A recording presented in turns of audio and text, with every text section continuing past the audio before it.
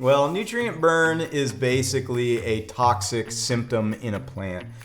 So when a plant takes one of the components of a nutrient blend and absorbs too much of it, it can cause a toxicity in the plant, and it will show in a leaf either burning, discoloring, curling, whatever it might be. So there's different forms of nutrient burn, and you have to be careful because a lot of nutrient burns can also have the same identifying factors that deficiencies when the plant isn't getting enough of a certain nutrient. So you have to be careful with that.